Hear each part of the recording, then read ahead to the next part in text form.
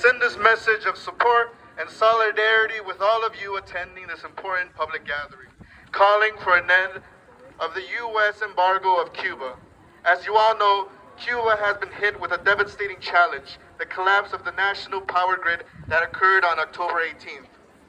The immediate challenge with Cuba's energy system was precipitated by 6-decade-long U.S. embargo. The far-reaching sanctions on Cuba that interfere with the ability to get parts, vital technologies, and fuel that is essential to a stable system and national operation.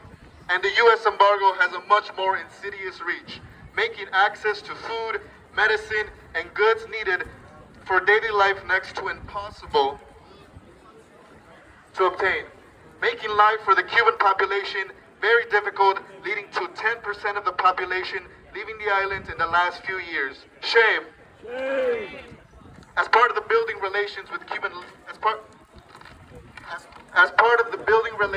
Cuban labor delegation this past year, I spent time getting to know and learning from Cuban trade unionists, culture, and community organizers.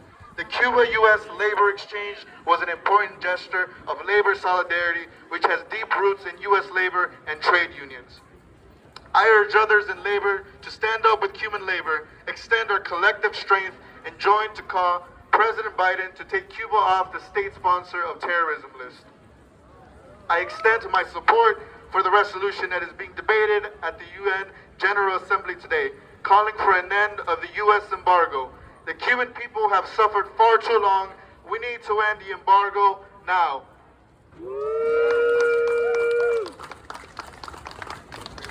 We can end with the chant.